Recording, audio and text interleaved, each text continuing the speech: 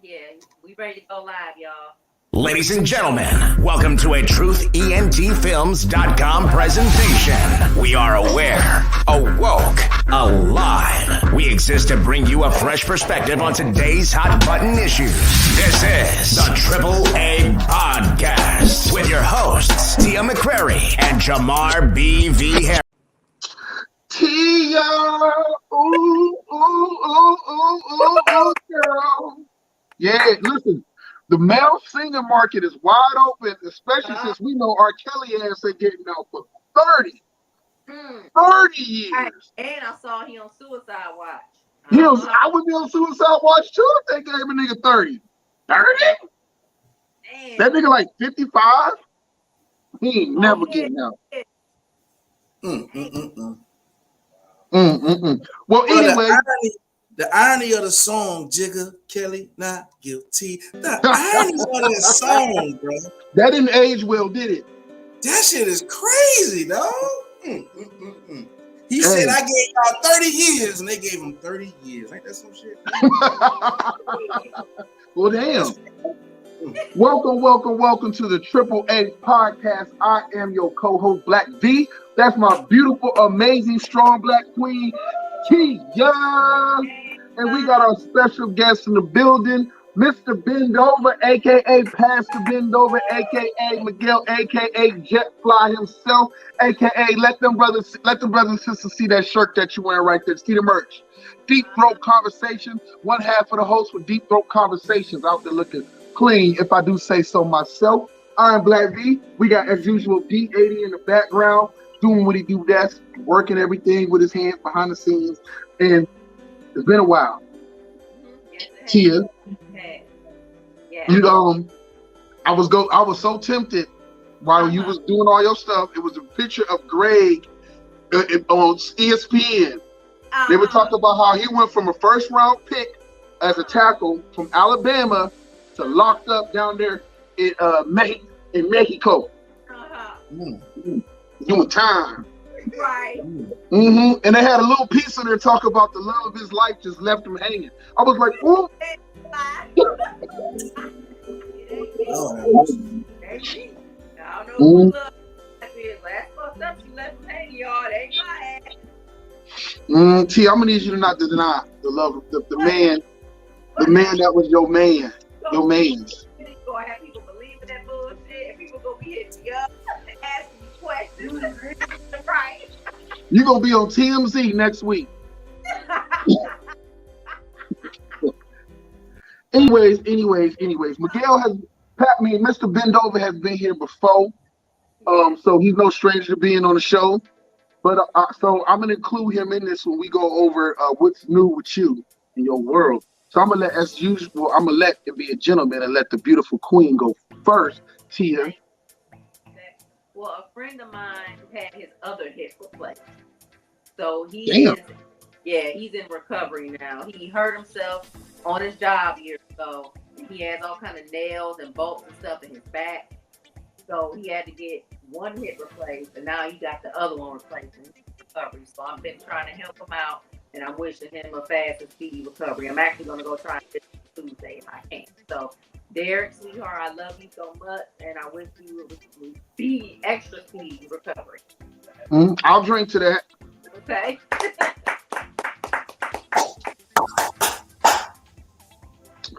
How's Monica and her man, Jesse?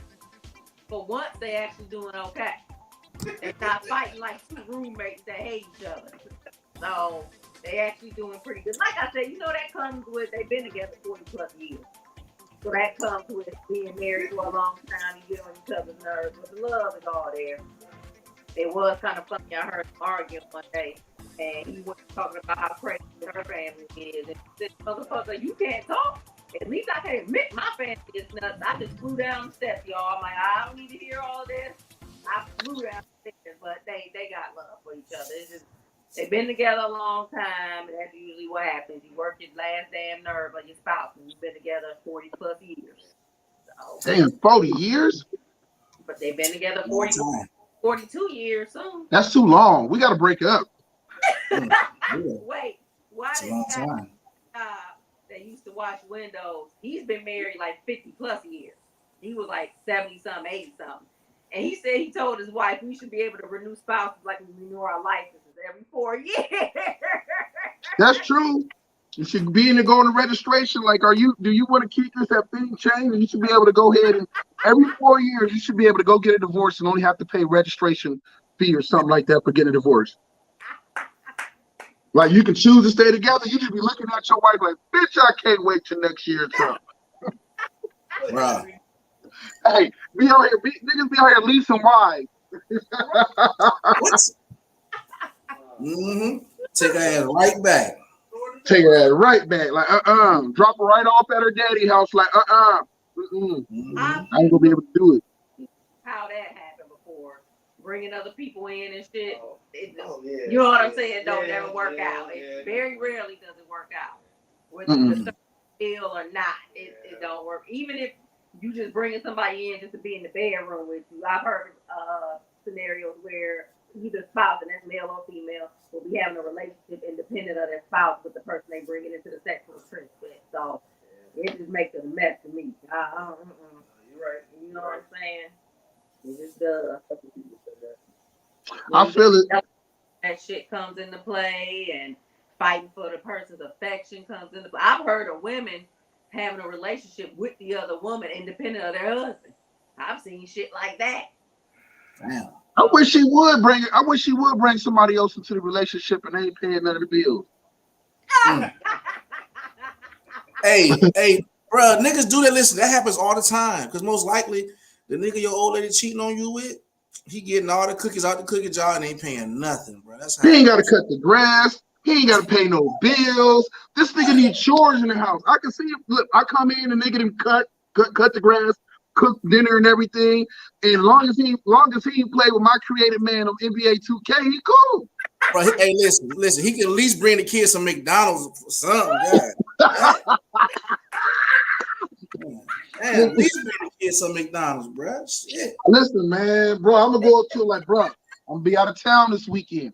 I need you to cover for me. Hold this down. All right, bro. Listen, bro. Hey, we brothers, we gotta work together, dog. We gotta work together, dog. We in this together. She bitch the both of us, nigga. This is not about you. What'd you say, Tia? Huh? What'd you say? I said, if y'all have that understanding, that's cool. But you can't be going outside of the parameters of understanding y'all sex. She went outside understanding when she brought the other nigga in. Yeah. But if you okayed it. No, once he there and he paying his fair share, I ain't got no complaints. Got it. It's okay. bigger than Nino Brown, baby. All right. Yeah, you know, once he in and he come, if he pay like he weigh, he can stay.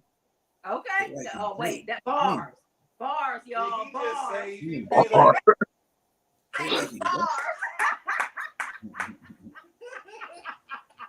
Like for real, like I ain't got no time to be tripping.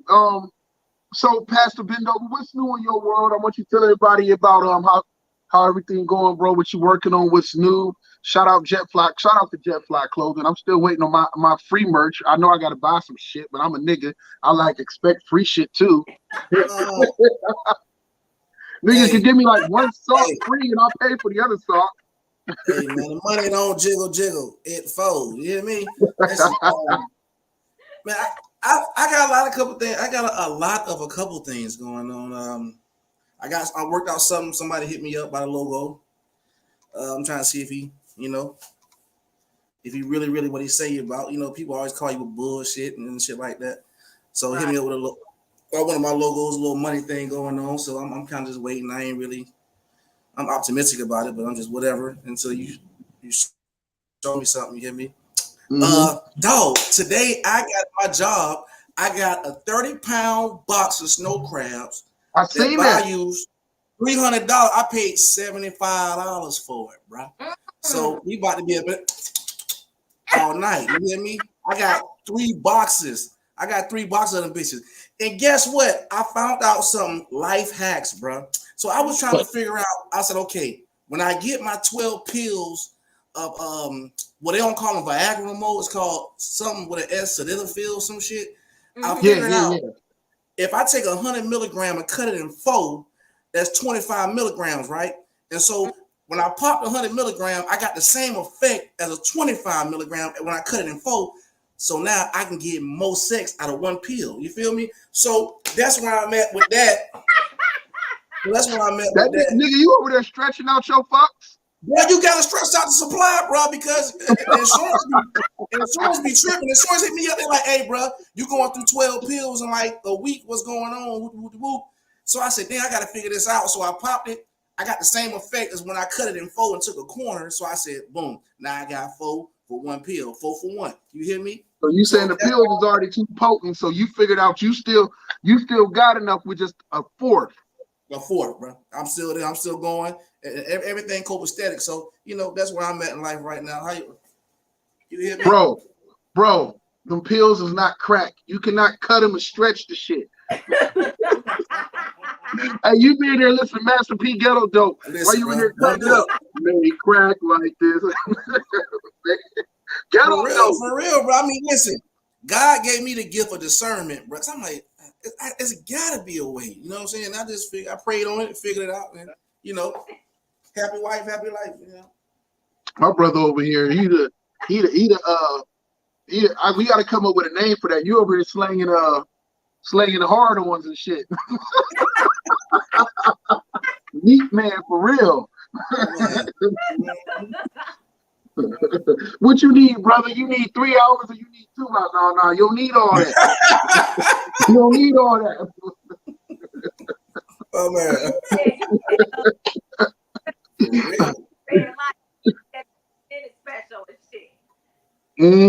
Stretch that shit. Stretch that shit. I got new for me. I gotta get ready to go to shouts out to me and D80 younger sister about to get married in St. Thomas next Saturday. So I'll be going down there sweating my ass off, getting bit up by tropical mosquitoes, trying to meet up with Estella and give her groove back. Did I say that loud? No. I'll just tell the missus that she my Stella. She'll be okay. I'll give her groove back and get bit in the ass by a mosquito. So other than that, family is good. My daughter Kaya got her tonsils took out. I did not know. Yeah, it was painful too. She was like in pain for a while. They said the older you are, the more difficult the procedure is. Right. Yeah, because like you get like more what some things called blood vessels or whatever case developing the older you get.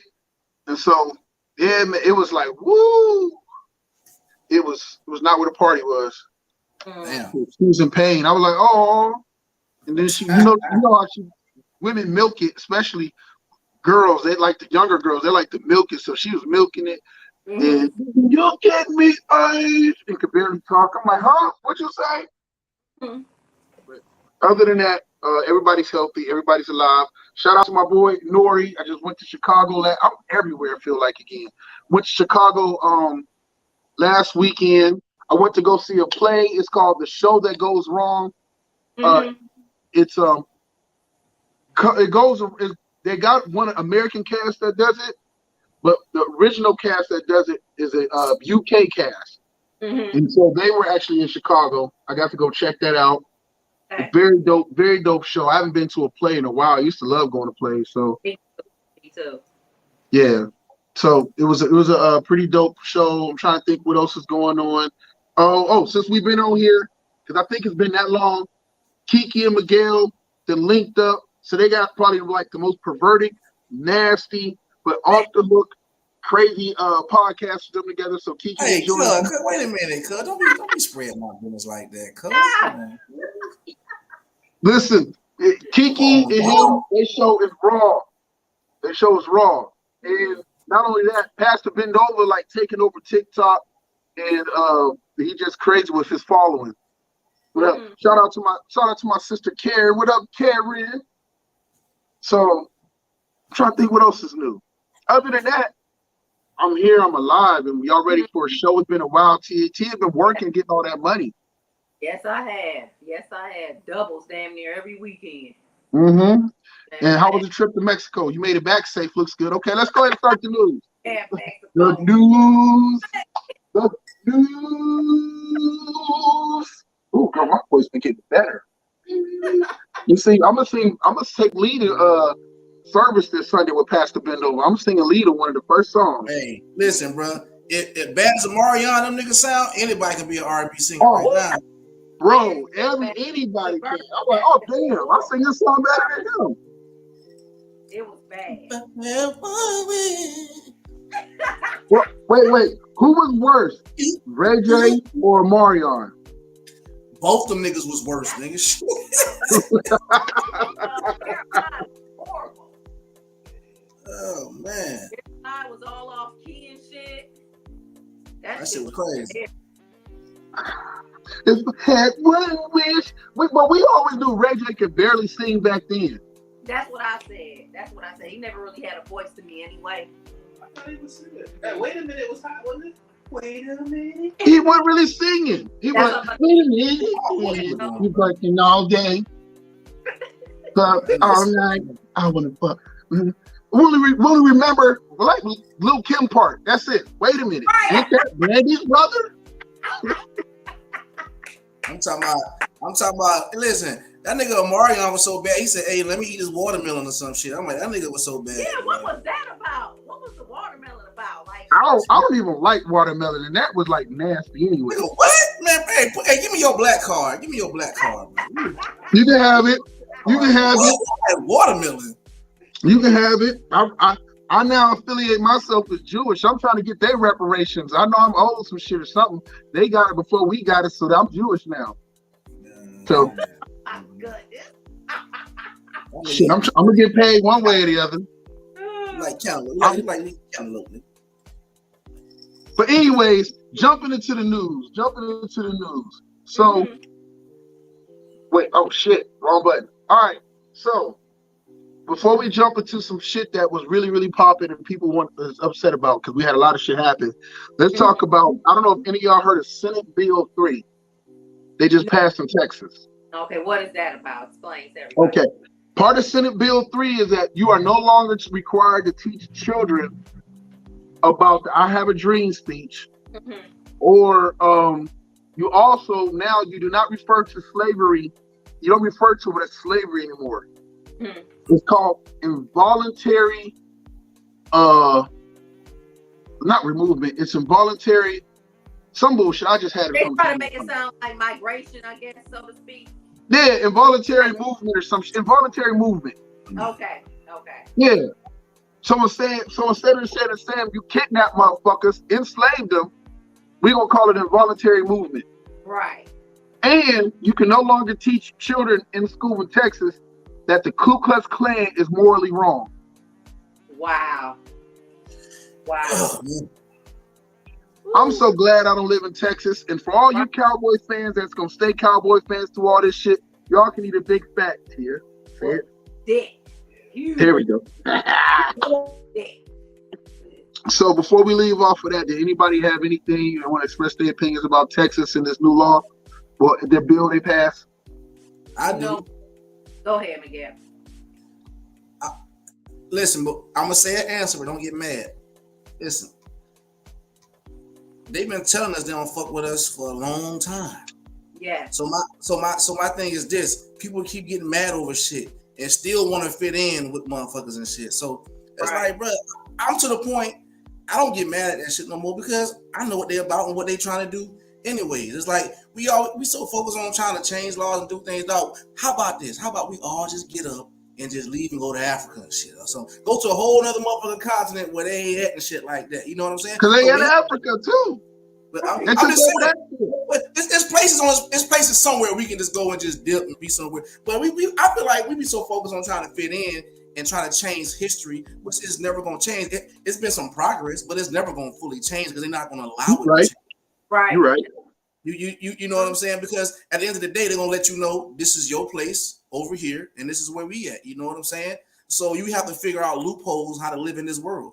If you over here in the United States, figure out the loopholes on how to keep moving and shit like that. Because ultimately, bro, it's so impossible to get every black person on one accord to try to change something, dog. You know what I'm saying? And that's what it's gonna take. And I don't see it happening no time soon. Oh. Not at all. So that's when I'm at. Yo, my boy Mike Savory used to be my neighbor before he moved and dipped on me. He was sitting there. He thinks it's quite messed up what they're doing with the Senate Bill 3-2. Yeah, it's fucked up, and it's going to get worse. I think it's only the beginning. Me too. And yeah, I think it's only the beginning. And part of the reason that they're able to pull this off, which I forgot about, in Texas, they were trying to pass another bill, and they needed a certain majority of whatever case to pass it. Well, the representatives from Texas all left the state of Texas, so they couldn't vote on it to pass it. So for whatever they were trying to pass, they needed a certain number. Well, them people are still not showing up. So other bills that they can pass without having the number of people there, they've been passing. So to me, I mean, like you said, I'm not surprised. Right. It's more like Miguel said, like they're back to being bold. Vic and back to being bold about what they want to do. You know what I'm saying? Like if they don't like you, I guess in a sense, now niggas know they don't like you in Texas. Right. True. And it's out in the open again. That's what I respect about the South compared to the North, is that the South, especially like when you go to Atlanta or Alabama or whatnot, they really, in Ohio is different. We all have ties to Ohio, but in Ohio, like they do like this undercover racism, like or prejudice. They like do it undercover. They'll smile in your face, work with you, blah blah blah blah, and then you'll find out later on, especially since Trump got in office, like yo, this motherfucker is racist as fuck, or prejudice, or ignorant as fuck. My coworker. Then in the South, they let you know before you enter that town, they don't like your ass. Right. They will let you fucking know off the rip. You will know where you are not wanted or liked. And I can respect that more. I don't have to like it, but I can respect it more. I'd rather you be upfront that we have an issue. Yeah. Rather than hiding and acting like hiding. Yeah. Right. So was anybody else anything about to add to that before we jump into the next thing, which is going to be, I think, Roe versus Wade. I just wanted to add real quick. My mom and dad taught me my history. So I think a lot of parents should just be willing to teach their kids their history, what they're not taught in school. Right, because I wasn't taught any of that stuff in school. My mom and dad taught me that stuff. So I definitely feel that. Right. I feel you when I hear. Yeah. It's up to us. It's up to us to we become comfortable. And I had a coworker, my boy of mine, Eric, was on an episode we did on Product of the 80s, and he said the perfect word I think was complacent. That's true. We've become very complacent in today's society, and especially when we grew up and we experienced shit, but it seemed like it was getting better. We got Obama, we was like, nigga, we made it. And then after Obama, then we got Trump, and we was like, what the fuck? Like, you was shocked. Like, we got that comfortable that quick that we forgot where the fuck we came from. That's true. That's true. So it's I hate to say it is what it is, because I'm like a firm believer in change, and I like to fight for certain rights, but I've learned a hard lesson this year that you can't fight for a person or people that's not willing to fight for themselves. Exactly. You'll find yourself by yourself, and people like to bitch and complain and moan, fuss and fight about a lot of things until the time to take action. Right. Motherfuckers will be like, nah, nope, I gotta go to work tomorrow, bro. I can't go protest, or I can't go. Yeah. I don't know if y'all watch Westerns. I love Westerns. But it was this Western called High Noon. And it was about this marshal that had to face these 4 really bad, murderous guys. And he went asking the citizens for help. Now, mind you, he helped the citizens. He helped clean up the town. The town was bad before he got there. He took care of business.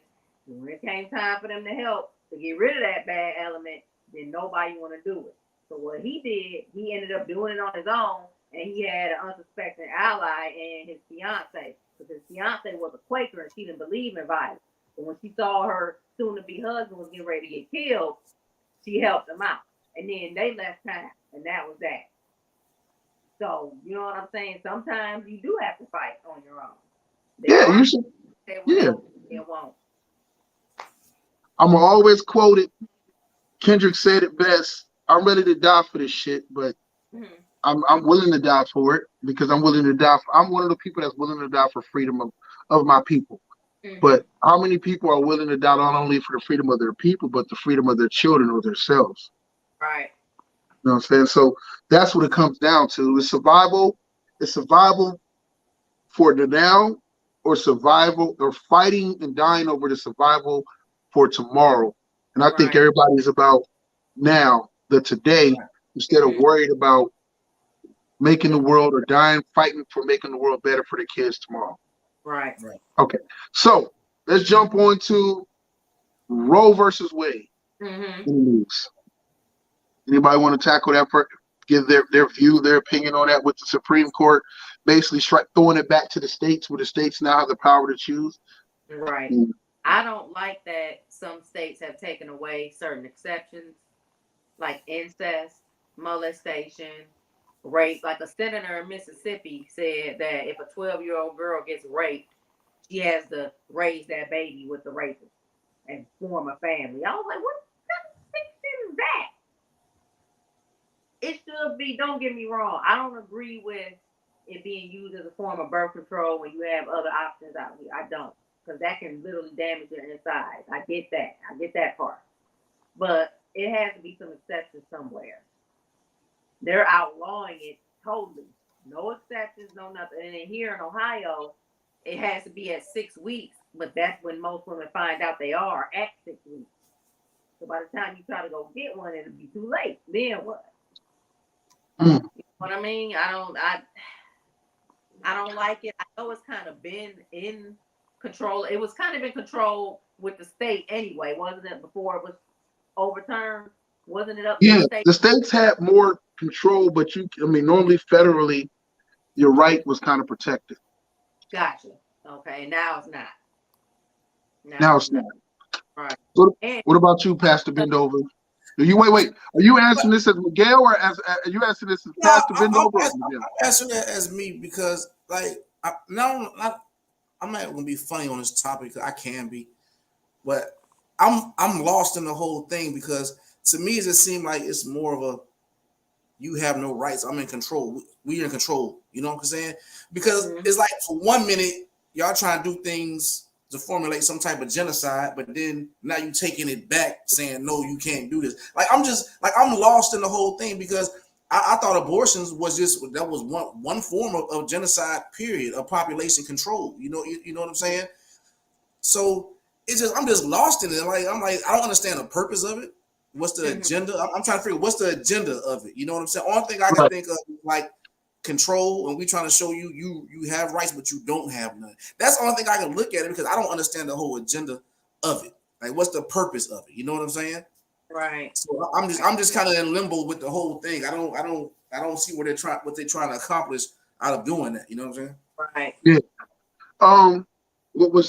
What somebody explained to me, which is why, as much as we hate Trump, or a lot of people dislike Trump or don't agree with Trump, while he was in office, he didn't pass no policies, but he did get to appoint 3 judges. It's 3 judges, right? Ask my brother. It's 3 judges, right? 3 judges, wasn't it? Oh, he said he thought it was 2. Okay, 2 judges. Kavanaugh, and then the other one, and yeah. So, anyways, what I learned was that there's 3 very religious judges who now sit on the Supreme Court, and they make the decisions based off their faith. And with these 3 judges making a decision based off faith, what we like to do in this country is, well, not what we like to do. What is done in this country is they like to use their faith until it's inconvenience, and then it's fuck that faith. They'll use their faith to enslave you, to take away your rights and your freedoms when it's convenient.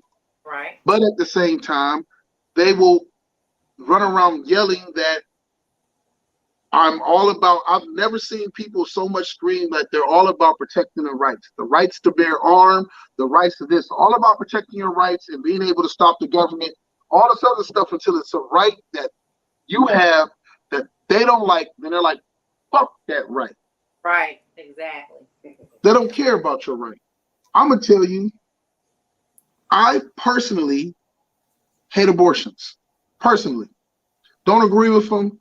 Don't want to think. But that still doesn't give me the right to choose or tell a woman what to do with her body. And I, as a person who had to endure going through a situation where I was messing with this girl, she got pregnant, I was willing to step up and do what I had to do to fulfill my role, and she chose to have an abortion. I felt powerless and weak as fuck that I had no say-so, no control, no real say-so in the matter, you know? Right.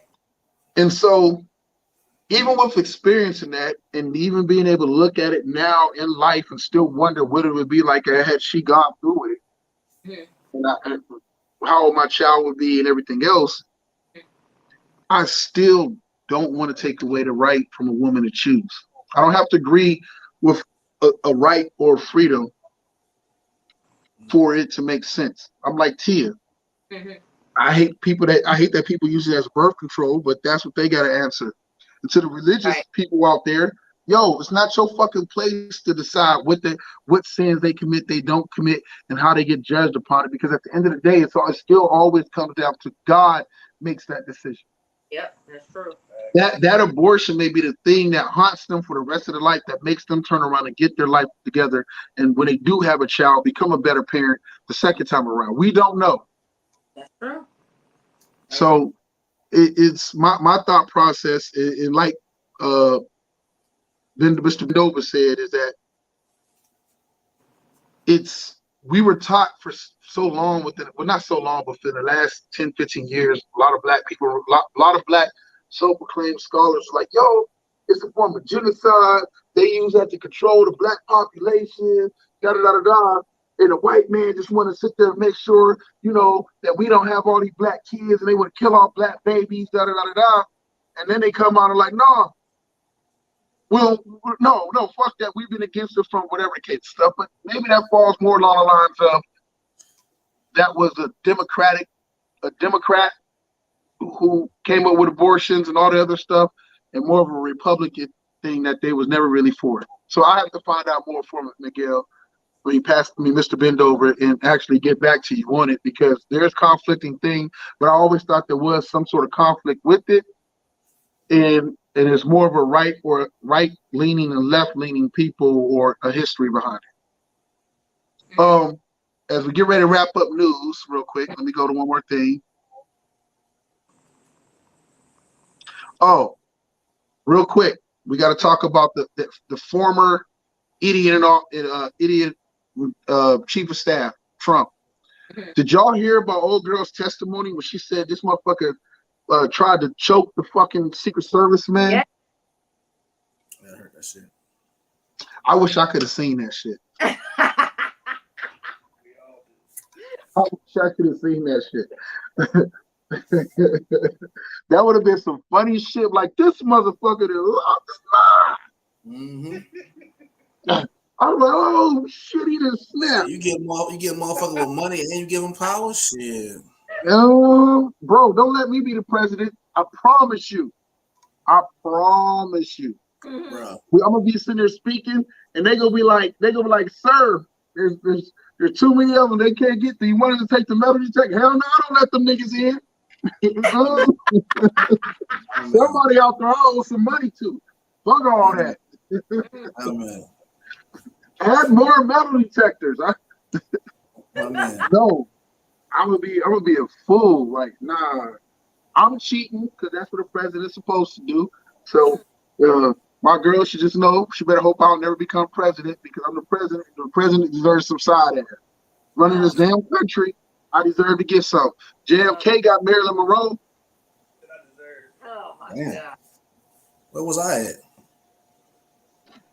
Hey, bro, you gonna be Secretary of Defense. I become president, you Secretary of Defense. You gonna run the military. But you don't want that shit. It'd be a lot of dead motherfuckers around this bitch, bro. Everybody. Hey, that's what I'm talking about. Listen, if you kill the wrong motherfucker, I'm just gonna fire you and like blame it all on you. Like, I'm like, hey, what button that is? Boom on the ass. Shit. Like that motherfucker over there in Iran talking shit. Bomb that motherfucker. Pastor bend over, do some hell of interrogations. You hear me? Yo, bro, we gotta get me and T gonna do a special. We gonna get Pastor Bend Over on a podcast. We gonna get Pastor Bend Over on Pastor Bend Over. Right. Pastor Bend Over trying to make bond right now, but he's gonna be out in a few weeks. You understand me, homie?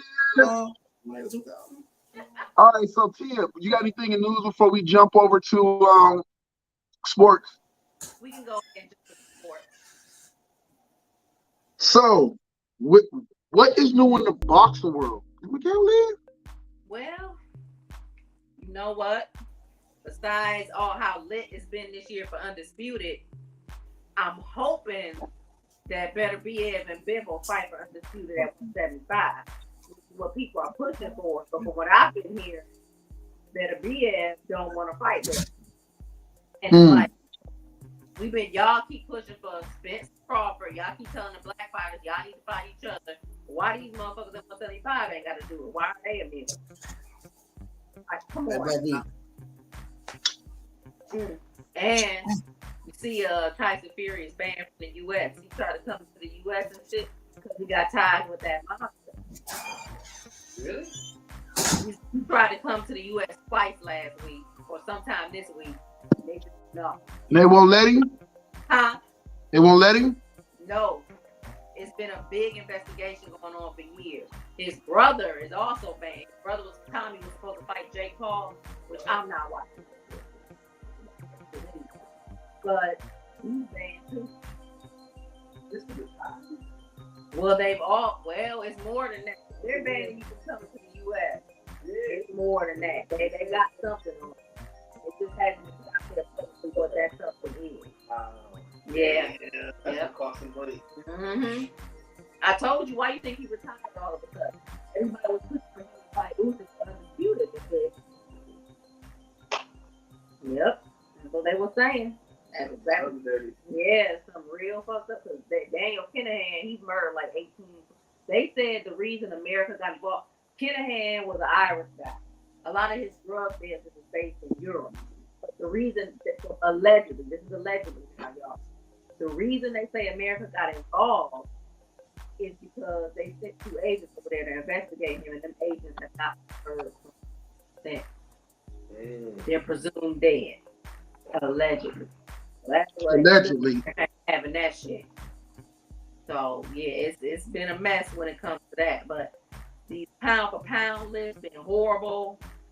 They took that Haney off. I'm like, but he's in the 4-belt era.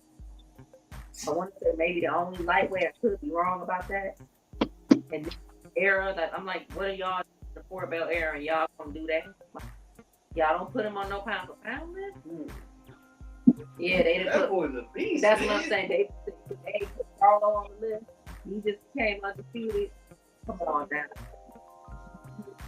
Exactly. But I want to say he's gonna fight. Joshua's supposed to fight Usyk in August. I thought it was supposed to be sometime this month, but I don't know what happened with that. I don't know if it got pushed back or whatever. And I was really hoping for like a Juneteenth all-black fight card. That would have been lovely. That would have been so lovely, but no. And I don't know what the hold up is announcing this versus Crawford fight. Like they say, it was supposed to be out there. I'm trying to wait around for an announcement. Allegedly, it's supposed to be announced on the house. We'll see. The people on the lookout. Yeah, me too. I haven't heard That would nothing. be a good fight. I know that would be an epic fight. That would be an epic. I can't wait to check it out. Boxing's been interesting this year, so I don't want it to stop. Right, I know. The only thing I hate, I'm tired of them holding up fights and shit. That's what I want to go back to when they used to want to fight and made the shit happen. Now, Earl Spence's defense, he did what he said he was gonna do. He said he was gonna collect all the belts and he was gonna come for yours. Then he's talking to Terrence Crawford, and that's what he's trying to do. And from what I've been hearing, it's been Terrence Crawford's side holding up the fight and announcing things. That's what I've been hearing. I don't know. I thought they wanted to figure out. Me too. Me too. And that's what I'm saying. So we'll see, y'all. Allegedly, it's supposed to be an announcement on the 4th. Allegedly. We'll see. I hope so. Because I can't wait for that. I cannot wait. Mm-hmm. Yes, it is. Hey, Tia. Mm-hmm. Thank you for that. I still ain't got to thank you for it. Woo-wee. And that horse soldier is some very good bourbon. It is. It's real smooth. You picked an amazing one, Tia. So I wanted to give you your props. Oh, thank you. I appreciate that. I appreciate you, boo. I got some wine over here I need to give. I haven't seen my brother in forever, it feels like. But I got some wine here, a bottle of nice wine for you. Okay, yeah. I can't wait because, your girl love her night jar. Mm-hmm. I got something nice for you. You can take it when you go on your conjugal visit to go see Greg. Shut up. I don't have no damn conjugal visit. Shut up. Hey, he been locked down so long. I bet you he don't tell this next time. Shut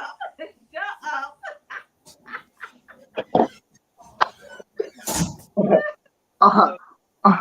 All right. Sports wise, Kevin Durant, Kyrie Irving, both going to be gone out of Brooklyn. Well, no, I heard Kyrie went on ahead. My bad, family. Oh, that's okay, sweetheart. Do what you got. I heard he wanted his KD that wants to leave. I heard. Yeah, both of them want to leave, but both of them want to leave. Kyrie just knew he wasn't gonna get the money he was looking for without having to prove it again year. Mm-hmm. So he wasn't gonna turn down what I think it was 37 mil. He wasn't turning that down. Now he wanted, but this is what happened, bro. Listen, he wanted a max contract, right? But who in their right mind, like, man, this nigga here been going on all these hiatuses and shit, talking about the earth flat, and he leaving because his religion, he ain't eating shit, he ain't playing no games. So he want to give you $247 million, and you done played in 2 years, 62 games, I got that 100-something game. You know what I'm saying? So they like, hey, but guess what? But see, so now he looking at it like, wait a minute, I'm a top 75 player. Whoop-de-whoop-de-whoop. I got a ring. Y'all should respect me. So since y'all ain't even respect the fact I am who I am, while he opted in, right? I guarantee you, when the season start, bro, he gonna be wanting a motherfucking trade, dog. Trust me, dog. Him and KD done talk, dog. Cause my thing is, why would when he opt in? Why would KD request for a trade now? They gonna leave the Nets. He wanted to get his money. You see what I'm saying? So he requesting a trade. But I don't know what's gonna go on, but I hope they go to the Lakers. I was talking about all that bullshit. Bron, come on, hey, listen up. We can forgive Kyrie. Kyrie. He can come back. I mean, because they were talking. Did y'all see how they were talking like Kyrie and KD to the Lakers? I'm like, okay, well, you're gonna have to get LeBron and AD from them then. That's not gonna happen. Right. That's happen. And what's up with it was another trade. The one didn't John Wall go to the Clippers? Yeah, he got bought out of his contract. He was owed about 40-something million too, and they bought him out. And so he left the Rockets because they didn't even play him last year. He sat out the whole season. Oh, he got paid. He got paid like 39, almost 30, 38, 39 million dollars to sit at home. Shit. I wish a motherfucker would pay me that much money to sit at home. Sit at home. I would love my life. I'm like, you want me to sit at home right here on this couch and just wait? Right. That's it? Right. And what y'all 40-something million? Think Ben Simmons gonna play? You say what? Think Ben Simmons gonna play? He gonna have to. He'll play. He got to. Have to. They killing him. Listen, but they were killing him on that. You know how much money he lost, bro? Yeah. He gonna get it all back. Man. Hey, you listen, bro. You're not gonna win against mental health and depression. I don't care how big they think their lawyers is. He got enough money that his lawyer's gonna fight it good. You're not gonna be the dude claiming depression and everything like that in court. But they said his depression what he was going through messed his back up. Yeah. So wait, he not. Oh, that's what they were saying. Because I was about to say, I always heard it was his back. I didn't hear nothing about mental health. Yeah, it said his mental health caused his back hurt. You know how they say when the doctor say, "Hey, when you going through something or you hurt," they say, "Hey, think positive now." I think negative, you start getting hurt and shit. Think positive now. Hey, hey, bend over. That's because that's what they told you when you knocked that one chick up, and you was like, and you didn't want to be the daddy. They were like, think positive. You over there stressing like a motherfucker. Hey, bro, is you a cop, bro? Is you a when you work for the child department service or some shit? Pull over, sir. Pull over. License registration, sir. I've been running for about 10 years now. Anybody give me this live stream, dog? God damn. No, listen, bro. You done sold plenty shirts to some officers. They know who you is. Oh, you better just brought McDonald's for all the kids. Don't worry, we get into that. We saving the best for last. We gonna get to that. So we got Kyrie being Kyrie, Earth is flat, and all that good shit. And then we got KD. Let Kyrie sign that extension, which Kyrie and KD haven't talked to nobody in the Nets since the season ended. Wow. So Kyrie, the Nets was hoping like he find a deal and go somewhere else and they can just trade him. No, that nigga signed a dotted line like, nah, I want my 37 mil. And then he signed it. But listen. Fuck. KD was like, I want out. I'm trying to listen, bro. I put one of my checks on it. And when the season start, bro, Kyrie gonna request for a trade, dog. On my mom. Kyrie already did. He already said he want to go to the Lakers. Yeah, so I'm trying to tell you, bro, there's some crazy shit going on right now, bro. Yeah, I thought about that last week. Oh, shit. Yeah, Kyrie already said he want to go to the Lakers. Damn. That'd be dope. What, for $6 million? They can afford him? Because it's the thing. Because bro, Kyrie don't make so much money. Because at the end of the day, it's a respect thing, bro. Like, come on, bro. Y'all don't want to max me out. I understand what I did, but y'all don't want to max me out. Okay, I got something. I'm gonna opt in and I'm gonna leave. I'm gonna ask for a trade on y'all punk ass. Now what? I'm gonna play for $6 million. I'm gonna ball out and I'm gonna still give me a max contract somewhere else. I mean, that's how it's gonna go. That's what I'm telling my friend. My friend was talking about there's no loyalty no more. I'm like, these owners ain't loyal. They be doing all shit. I've heard stories of players not knowing until the very last minute that they're not with the team anymore. On Twitter. Yeah. So I don't want to hear that shit about loyalty. Bro, or you get traded to a team and the team really don't want you. They just wanted your salary and then they just cut you. Right. Come on, bro. Ain't no loyalty in this sports. Right. Just like now, I don't know if y'all noticed how. Remember when Baker wasn't doing shit? Everybody wanted that motherfucker out ASAP. Now, Watson is here. They trying to play the sympathy card with him and all that shit. I'm like, they've been doing that. They've been swapping quarterbacks out and getting one. Speaking of Watson, bro, y'all see the move how Watson did that shit? Listen, bro, he already knew. See, all that shit he went through was a money thing, bro. Trust me, bro. That was a money thing. That's what I said. And guess what he did? Because the Browns made him an offer. He said, nah.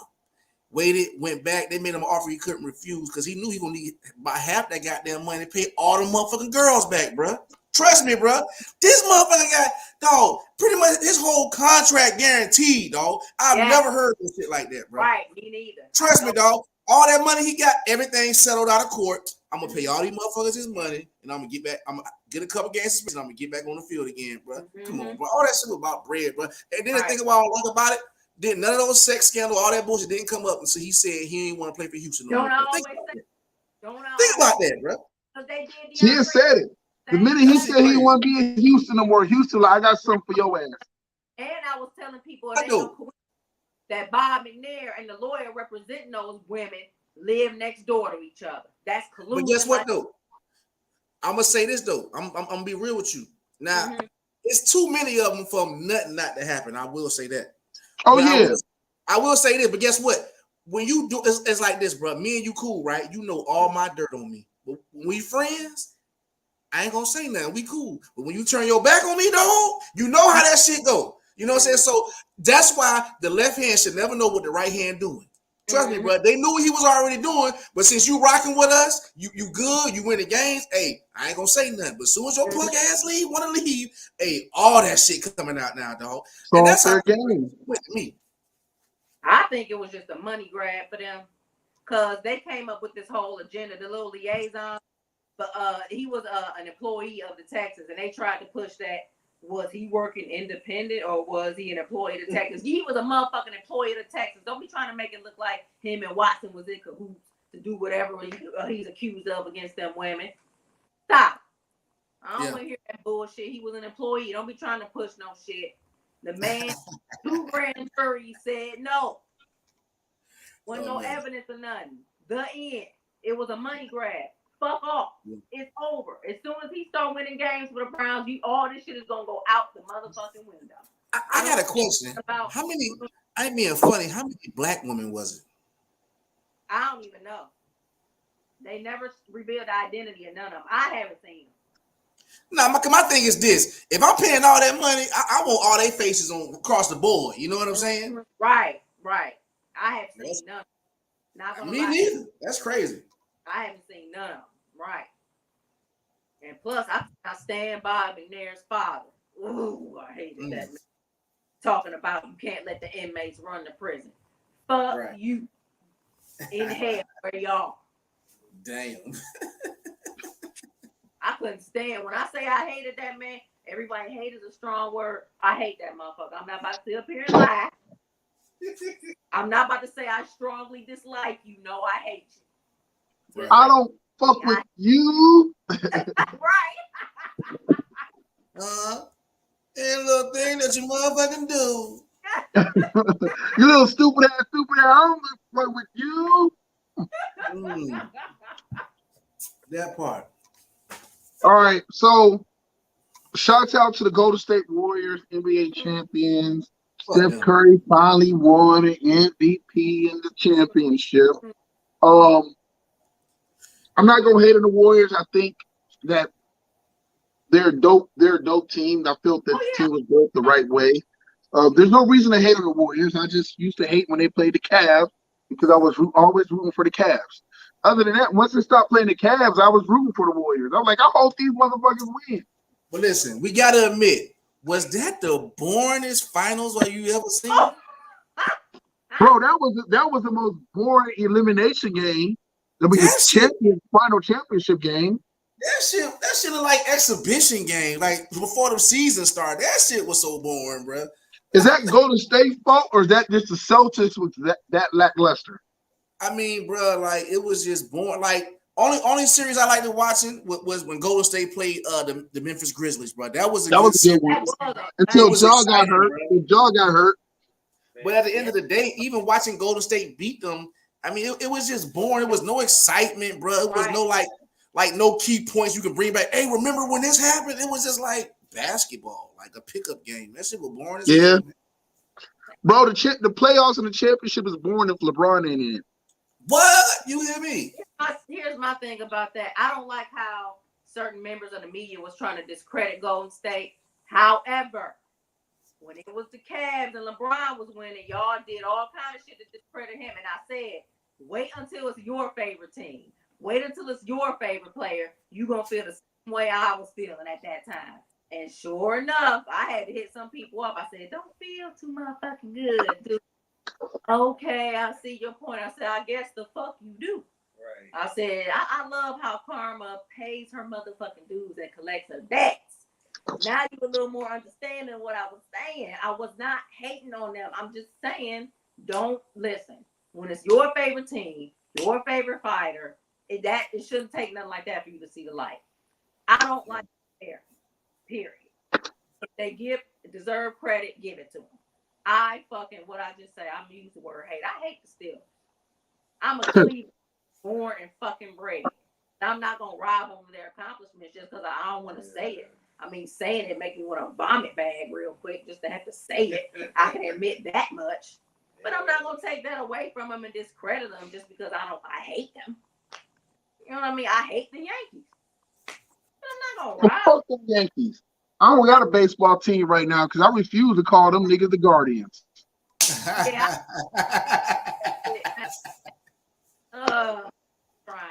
Miss me with that shit. So Right. yo, last thing in sports before we jump over to the main topic, Mm-hmm. which was, God damn it, hold on. What was it? Self-entitlement with me? No. Yes, but no. Big Ten expansion. Oh, right. USC and UCLA going to the Big Ten in 2024. That is so weird to me. Like, that is going to take a lot of getting used to. Like, and what is that supposed to do? Is that supposed to, okay, when they bring these teams in, I understand it's strictly for money, but can we reach a point in time where it can be money and excitement? Right. No, because we would have never added Rutgers and Maryland if it was about improvement. Exactly my point. It was about the money. Exactly. We only took Rutgers for the money. We only took Maryland for the money. Exactly. We only went, don't get me wrong, USC is a dominant program, but we only took UCLA for the money. Right. And actually, I'm lying, because we knew what they brought in basketball.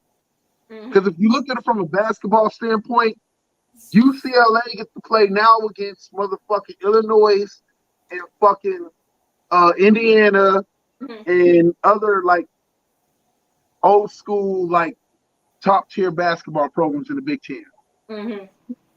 So right. Michigan, Indiana, Ohio State, not Ohio State, but you know what I mean? Right. Michigan State.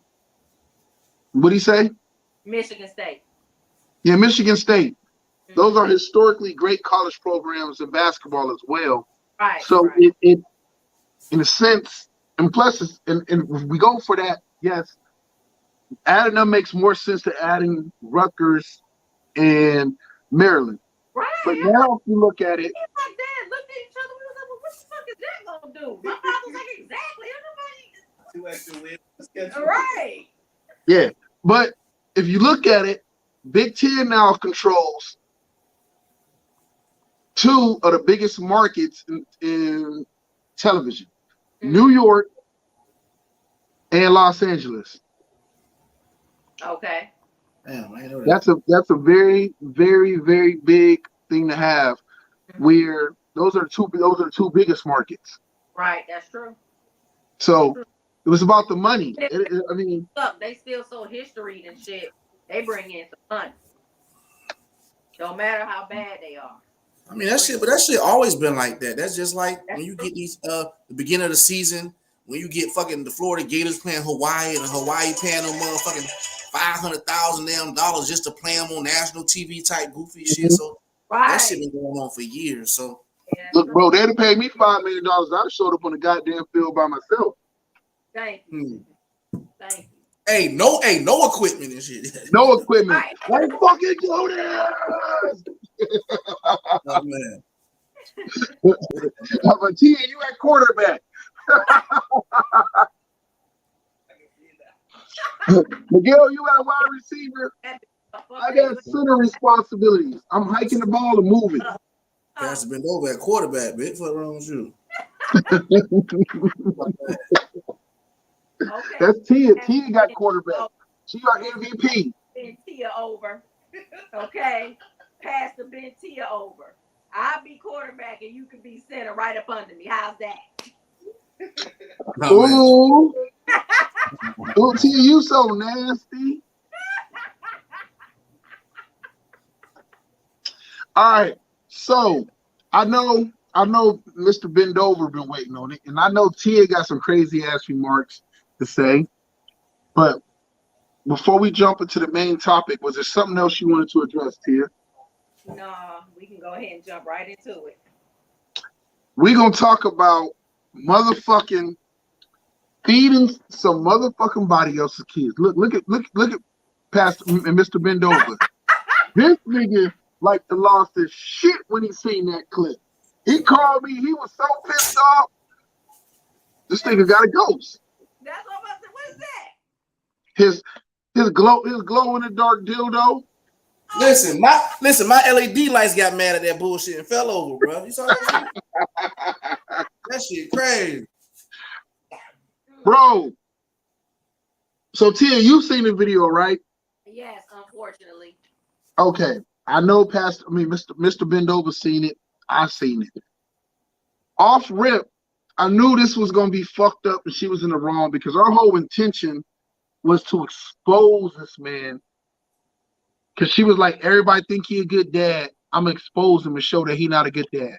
Like, who the fuck goes with the intentions to like trying to expose a nigga for trying to be a good dad? Right. Like, you lost me there. Like, she lost sympathy right there because she didn't want to have a talk with him like, yo, can you please? I got these other kids. Her whole approach was so wrong that nobody had no sympathy for her. Right. And then when nobody had sympathy for her and the shit backfired, remember she tried to say it was 2 excuses she came up with. The first one was, oh, well, he usually feed all the kids. And then when she was still getting dragged, the second one was, well, it was just a skit. No, it wasn't. You did something foul and it backfired on you. You didn't get the response you thought you were going to get. There were some women trying to stick up for her. I'm like, no, you can't. You did not have to come at that man that way. You threw the food and the drink that he was going to feed that child. But you hey, my nigga, Miguel, my nigga pulled up in his Monte Carlo with the sunroof crack. Oh, my G, he got out with his McDonald's for his little man. He was like, yeah, he came up walking up like, what the fuck is you doing? Listen, man, bro, that shit got me so hot, bro. You know, bro, I done lost Facebook friends over this shit. I got family members mad at me right now. The Deacon boy mad at me right now, bro. But listen, I fell out with motherfucking folk over this big head, big eyelash wearing ass motherfucker. Look at here, dog. She ain't got no money to feed her kids McDonald's. They got $500 eyelashes in. Listen, but listen, I understood the situation. Now me, I wouldn't have did it. But at the end of the day, like I was trying to tell folks, bro, listen, at the end of the day, whether he was right or wrong, them other kids is not his responsibility. Yeah, his responsibility. He can't be wrong. He was taking care of his responsibility. You know, and like I said, even if you would have fed them kids, that doesn't make him more of a man or less than a man. Right. You know what I'm saying? And shit like that. So it was just, but it went so far, it got stupid. I was putting all type of dumb shit trying to prove shit. Because what she lost me at, when I found she got 4 kids, I'm like, wait a minute, your stamps don't come on to the 7th, and you got 4 kids. I'm like, that's like 600 to at least 1,100 a month on stamps. So I'm like, what you doing with your stamps, baby? You know what I'm saying? And then I was just lost, but I do understand they was. Why she not hounding the other father or the other kid? Yeah, and see, when he asked her that question, she got quiet. He said, well, what about your other baby daddies? And she ain't saying nothing and kept talking. But what I do understand from looking at it, you know, they was together. They probably just broke up or whatever the case may be. So he like, you know what? Shit, fuck them kids. I ain't with you no more. Y'all ain't my obligation. You know what I'm saying? But only thing he had to do was just, dog, you could have took that whole cheeseburger meal he had, cut the cheeseburger in 4 corners like I do my 100 milligram pill. You know what I'm saying? Cut that cheeseburger in 4 corners, and you could have cut the fries in half. You know what I'm saying? And that would have been it. You know what I'm saying? At least could have got a $5 box. What, Little Caesar? Little Caesar don't went up. You know what I'm saying? They $6.85 now. But you could have got Little Caesar and been done with this shit. But listen, this shit been a whole uproar this whole week about the whole thing. You know what I'm saying? It's been crazy about it, bro. Right. I hope she got what she wanted out the video. Exactly. I might need to do this shit. Sitting up there doing that dumb shit, you didn't get the response you thought you were gonna get. It backfired on you. That was some toxic shit. Yes, it did. What makes me mad, y'all? What a lot of adults don't think about. Your kids are going to see this when they get old enough to comprehend the world and people around. Your kids. I think their kids are old enough. Their kid together was the youngest, and he didn't come with a little Happy Meal. He came with a big ass, the large joint. The large joint, right? He came with the large, and that bag looked a little bit heavy. His little man be eating. That little nigga eats a whole bunch of food. He came like, yo, he was like, what the fuck? Y'all ain't my motherfucking kids? She like, you knew I had kids when you got with me.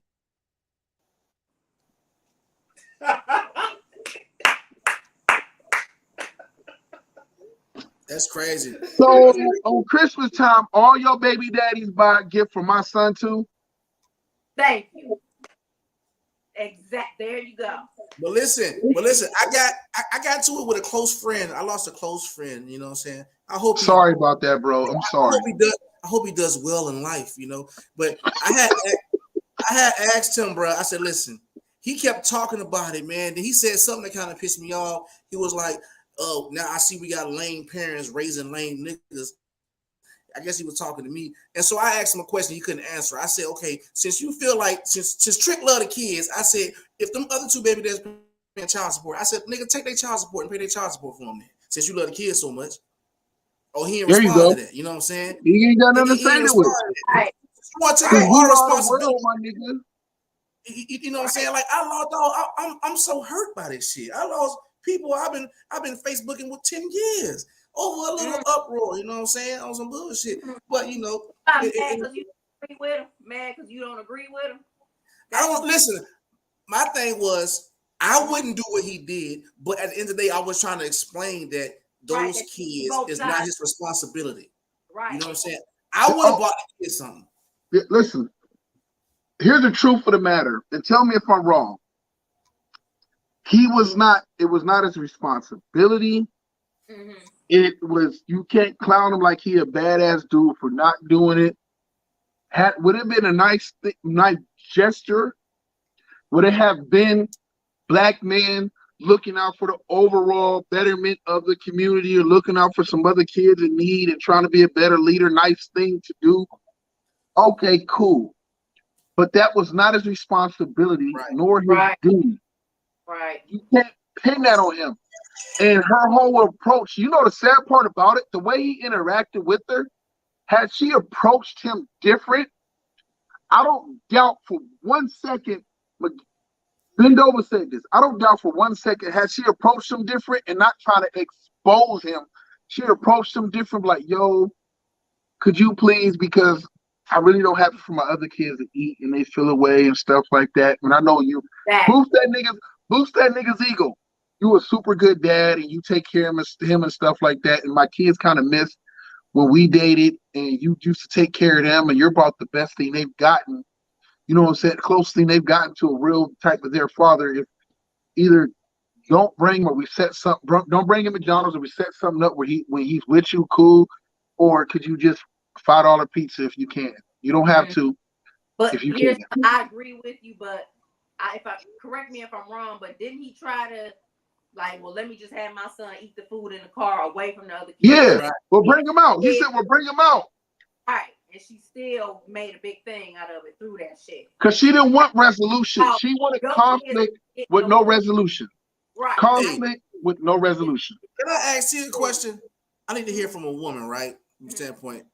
What I don't understand is, why is it the fathers that are in a kid's life that do most? It seems like most of the women give them the hardest fucking time. The one that is doing, and the ones who ain't doing is just like it's whatever. They don't be at them. They can't, because the other niggas aren't there and don't give a fuck to take it out on them. I'm sorry, Tia. I'm sorry. But my thing is, but why make it hard on a man who's there? You know what I'm saying? Right. Who's doing? Like, I don't understand that. That's like, go ahead.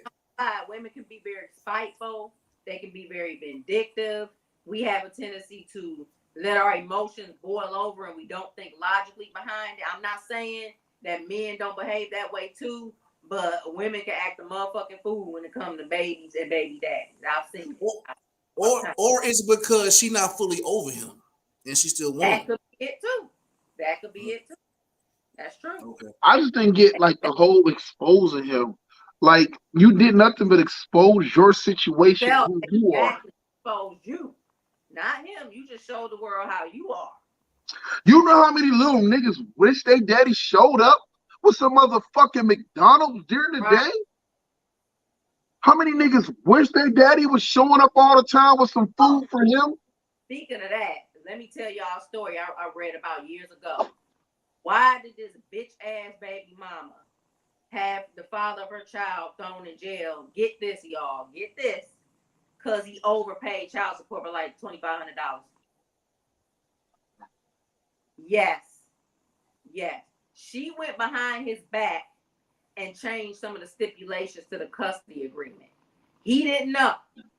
He overpaid and he had to do time for that. And the judge that put that man in jail need her ass beat. Period. He's doing what he's supposed to. You know how many women I know wish they had a man that paid child support, wish they had a man that would give them at least a damn dollar. And that's the shit you do. That's what I mean when I say women can be very vindictive, fightful, all because you're not with him anymore. And trust and believe your child is gonna find out about that shit you did. And you're gonna have to I don't like shit like that. When all else fails, you need to maintain a cool mind for your child at least. No more. Because I had a friend, she was a sweetheart, but she was caught in the middle of a horrible divorce between her parents, and she was just a damn dick bucket, y'all. Real goofy, real crazy. You say a dick bucket? Ditz bucket, ditzy. Oh. Not dick bucket, ditz bucket. Like okay. She asked me to work for her, but because of the position I had, I couldn't work for her. I'm like, you do realize I'm not a server, so I can't serve in your place. Oh, I just went. But she can't help it because she was caught in the middle of a very nasty divorce. The parents didn't realize their behavior was taking a toll, an emotional toll on the child that they brought into this world together. So you have to be willing to just calm down. Now, if you want to explain certain shit to your child once they get older, that's different. I understand that. But when they're little, those impressionable, informative years, you need to chill out and just be good parents. Calm down. Now I'm with y'all. She exposed herself. Yeah, she made herself look stupid and just. I hate to say this, bro. It's like black people. We always got enough going on for ourselves. It's like, come on, man. It's like you make yourself look most stupid. It's like when one black person do something dumb, it's like to me it affect the whole race and shit, bro. It's like, bro, remember we talked about that shit on your show? Yeah, bro. It's like that shit get me mad. It's like I hate the fact that we have just social media, period, bro. Mm-hmm. You know what I'm saying? It gets to show you a whole bunch of clown ass motherfuckers. Before everything was behind doors and shit, you couldn't read. Mm-hmm. But now it's just everybody got the open outlet just to act stupid and act the ass, and you don't know if it's for show. Even if it's for show, it still shows just ignorance. You know what I'm saying? Right. And shit like that. And so I was just like, come on, this even if it was real or not, if it said it was real, it's like you ain't have to do all that. You try to expose him, but it made yourself look stupid. Take it off as a skit, and that wasn't no skit. It wasn't no skit. Raw emotion, her true reaction, and it just she getting dragged so bad. She keeps trying to come up with shit to justify her actions, and it's not working. And the reason why I know it wasn't a skit, because if it was a skit, she would have showed his face. She blurred his face out. Exactly. Yes, she did. You know what I'm saying? She would have showed his face. So I knew it wasn't no skit. Right. Yeah. Exactly. Mm-hmm. Yeah, that made me mad too. I'm like, really? Because it's already a narrative being pushed that black men make shit fathers. And you sitting up, you know what I'm saying?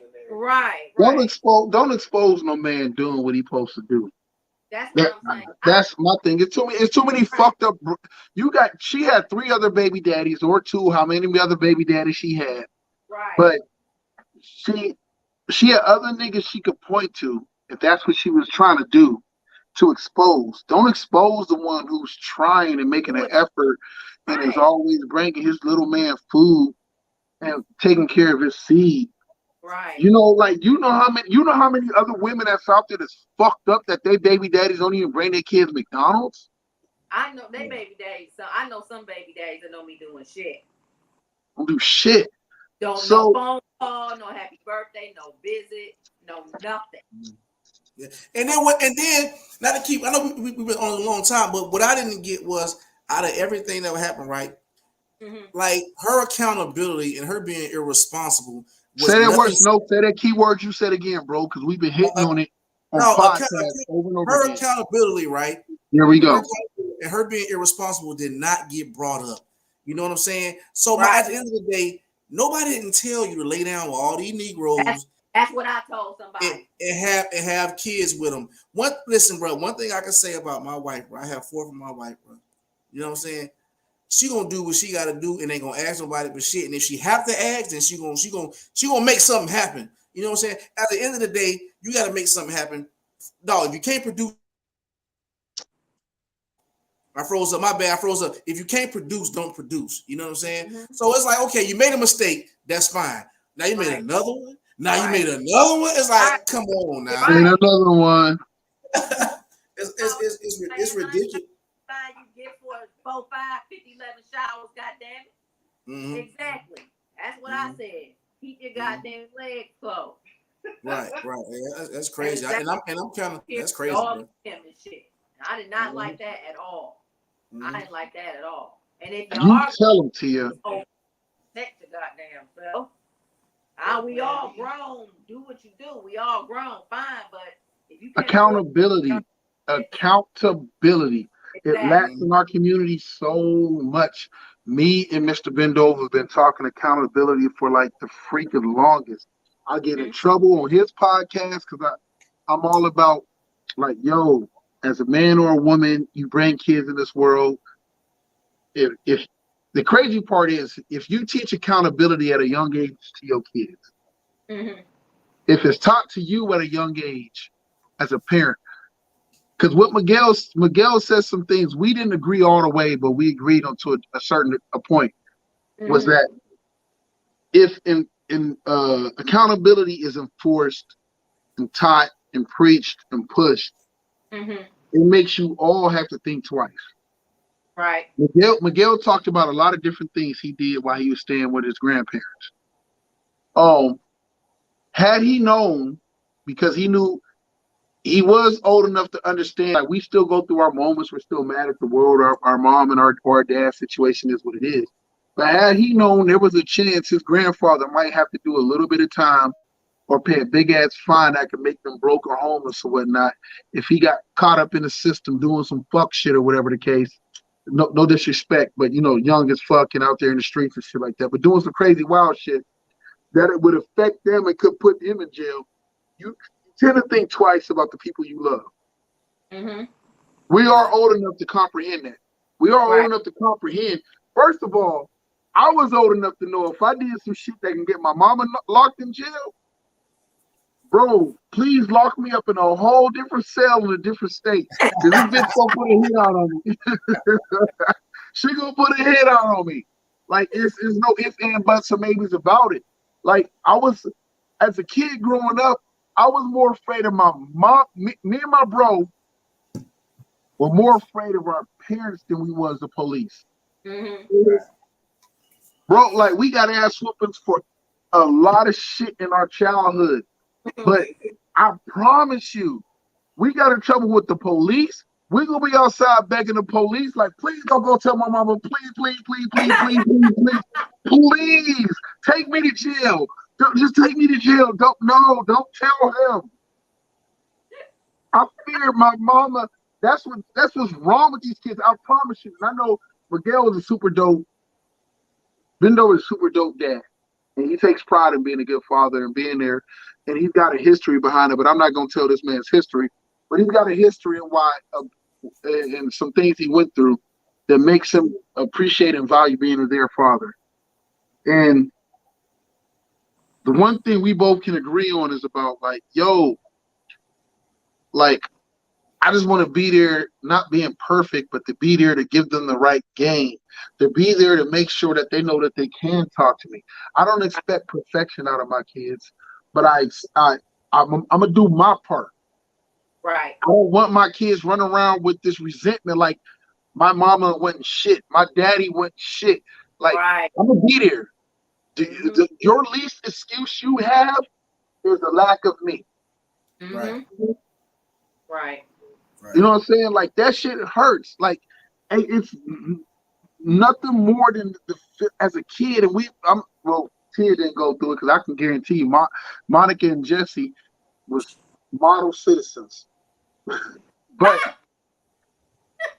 you know, anyway, you know, great people, amazing parents. Tia just came out how Tia came out.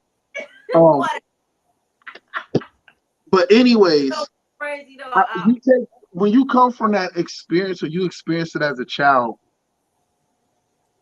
your experiences, positive or negative, help you out in so many ways. Miguel had a hard-working, him and his dad were cool, but he had a super hard-working grandfather who instilled the work ethic in him. Tia, you had a strong woman and a man who raised you also to be a strong woman and not take no shit and whatnot. Me and my bro, and my brother went through a lot more than I could have went through as a kid. Mm-hmm. But we went through hard parents. Mm-hmm. Like, we got a lot of whoopings, and I could promise you, as much as we hated it as kids, 9 times out of 10, we didn't get no undeserved ass whoopings. We deserved it in some shape, form, or fashion, and we never really got whooped for the same thing twice. We got better, or sneakier, or became better criminals, or whatever the hell. But we never got whooped for the same thing twice. But the point of it is that as a kid, we had opportunities to go sell drugs. We had opportunities to go get in some trouble or do some dirt. Mm-hmm. But a little bit of fear from your parents is a healthy thing as a kid. Take you a long way. Take you a long way. A little bit of fear will take you a long fucking way. And so many people are so busy trying to be their kids' friends, trying to be like the cool parent, trying to be the hip parent, trying to be the social media parent, the hot mama, the MILF, or whatever the fuck it is. And yo, my mom wasn't worried about that shit. Like, yo, my mom's number one job was to provide for us to make sure we didn't end up no fucking criminals. Mm-hmm. You know what I mean? Like, if I gotta beat your ass so the cops ain't beating your ass, that's what I'll fucking do. Mm-hmm. If I gotta drag you out, you come in my motherfucking house with C's and D's, and I know you more than capable of better than that. Right. Bro, me and my bro used to come in the house with barely getting B's, but getting C's and D's. Mm-hmm. Get our ass whooped. We couldn't understand it. But at certain points in both of our life, we both made honor roll and both got good ass fucking grades and achieved more than we thought we could achieve at certain points because we were capable of doing it. Right. And so our parents seen the greatness in us. Mm-hmm. Jay's Uncle Junior and his Uncle Richard seen the greatness in him. And his Uncle Richard is one of the most amazing men I've ever met in my life. But he pushed my brother left, without going into super detail, my brother left Ohio with a lot of things he went through from his childhood into his teenage life and just trying to find his way and making some mistakes. And it's a whole nother story about why he couldn't, whatever case, come stay with us again at our house. But he went to go stay with in Virginia with his Uncle Richard. What part of Virginia? Manassas. Manassas. Yeah, Manassas. Hey, I was in Newport News. Bad News, Virginia. He went. Look. Wait, I'm gonna get to that, bro. He went there as a kid who was getting accused of selling drugs and on the cusp of hanging with the wrong crowd. Goes there, graduates with fucking good grades, and goes to fucking Norfolk State before That's coming back to Ohio. Hey, I was a Spartan, baby. I was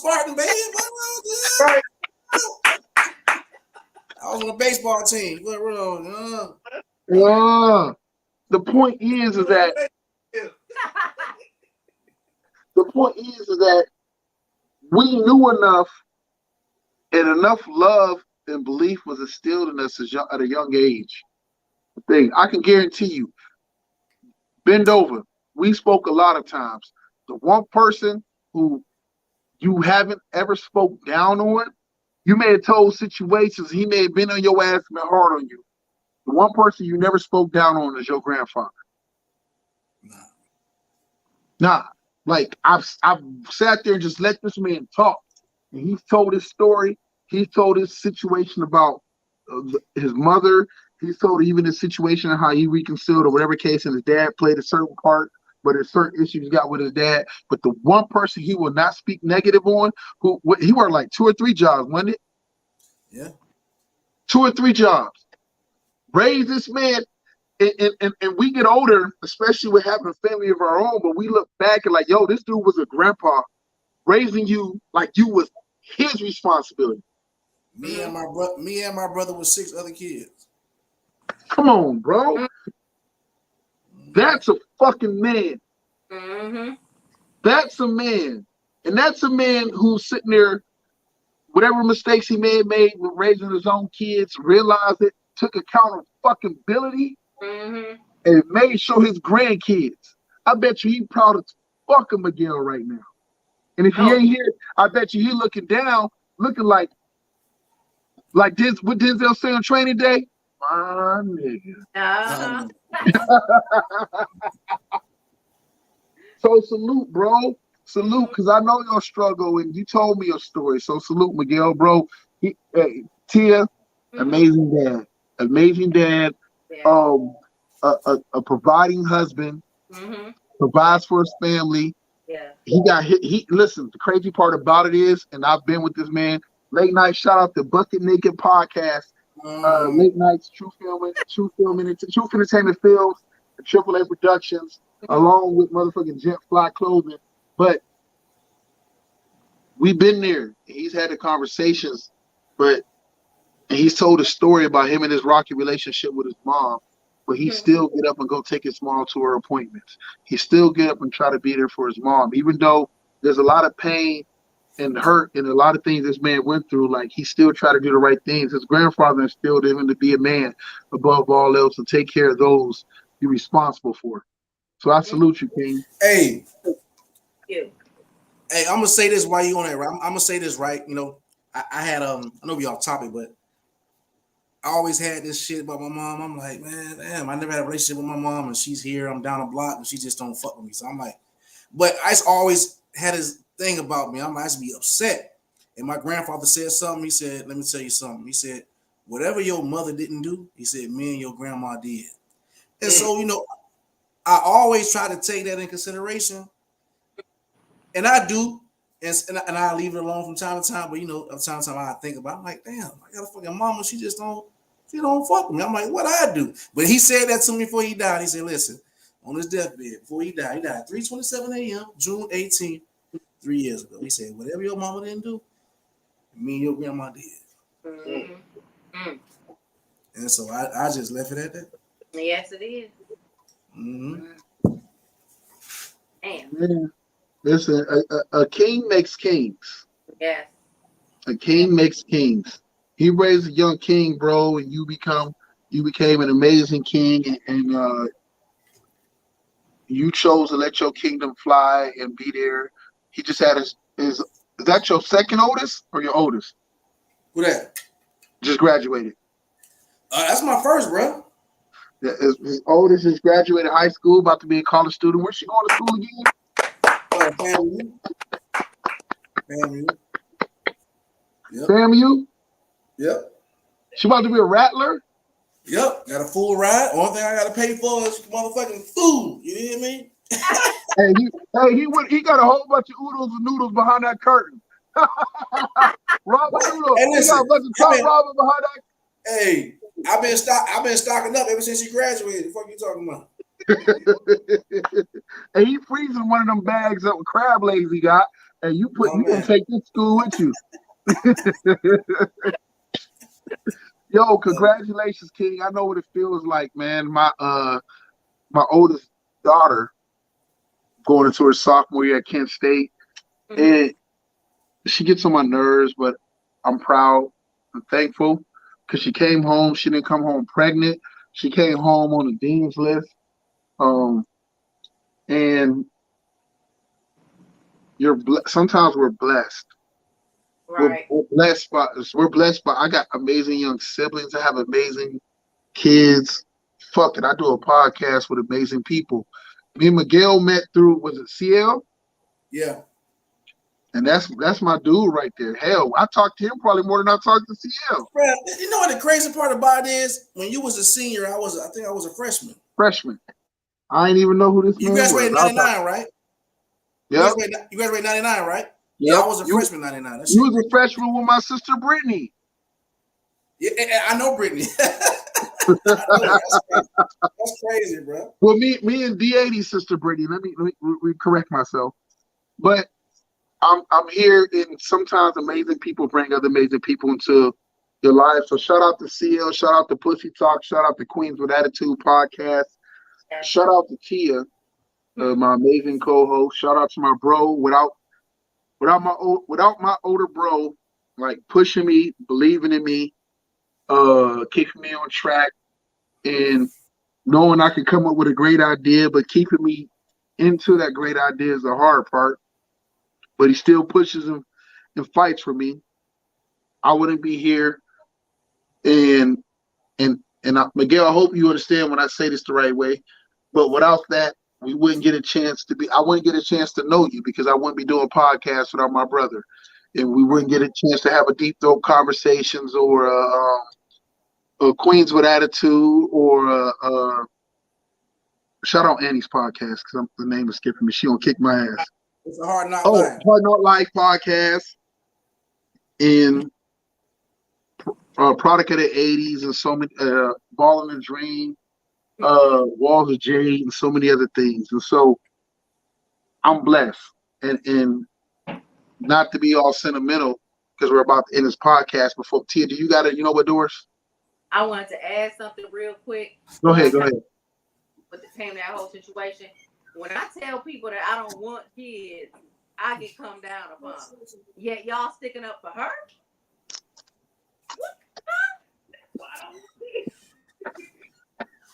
This who y'all choose to hang y'all flag with? Huh? That's who they choose to hang their flag with? That's what I'm saying. I'll tell you, Harvey, I lack the patience. I don't have the time. And frankly, I just don't do it. And that's a lifetime of worry for me. To me, that's just, you can't, like I always say, you can't just, it's not a coat you can take back that don't fit you. You are stuck. You're there. For life. Yep. For life. Yep, I'm ready. Ladies and gentlemen, it's time. Get ready to step inside the mind of your co-host, Tia McRae, with her segment, You Know What, Doris? Okay, Tia, the world is listening. Tell them what's on your mind. And with no further ado, here is, You Know What, Doris? You know what, Doris? I just hope all the fathers had a lovely Father's Day. I hope you all had a wonderful Juneteenth, because it also fell on Father's Day, which I thought was dope as fuck. And I hope you all have a wonderful, happy, and safe 4th of July. Even though if it fall, I always felt that if a holiday falls on a certain day, you should have that next day off. And guess what? It's 7 days out the week. I don't give a fuck what day it falls on. Like if it falls on Saturday, you shouldn't have to go to work Sunday. It's gonna be a Monday this year. Why I gotta go to work Tuesday? Right. It shouldn't. Yeah, take your ass to work on Tuesday. Nobody got sympathy for you going to work on Tuesday. Yeah. So I don't have to go to work Tuesday. Okay. So Shit, I I'm actually a truck driver. I work all holidays. see how he doing with his hip and all that shit. So yeah, but I just want you all to have a lovely and safe and happy 4th of July. Like I said, I hope your Father's Day was nice. No shitty ass gifts, right? Y'all didn't get shit gifts, right? Respect. Somebody got some shit Father's Day gifts? No, wait. Oh, I was about to say, damn. I did. Oh. Did you?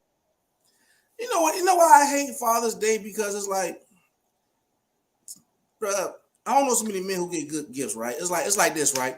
When it's Mother's Day, it's like, you know, Every gift begins with care, and then when it's a man, it's like get that nigga a tool, what to do more work? Like damn, I don't want no tools. I'm tired of tools. I'm tired of Hanes t-shirts and socks and Fruit Balloons. I'm tired of all that goofy shit. Like it's like damn, it's like bro, like when men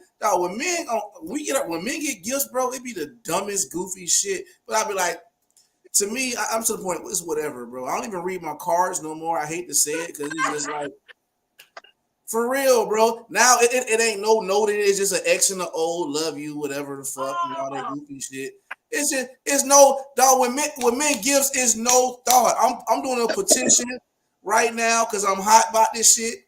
I'm about to show my bald head in a minute because this shit got me mad. I'm tired of all these dumbass gifts you ladies get us. All these Dollar Tree gifts and shit, and Dollar Tree socks, and all that goofy shit, bro. It's time out for the bullshit, bro. You know what I'm gonna do? I'm gonna figure this shit out, bro. Every kiss begins with K. Shit crazy, That's bro. something I'm not a shit gift giver. I don't play that shit. Oh no. Ask anybody who knows me. T gives amazing gifts. Yes.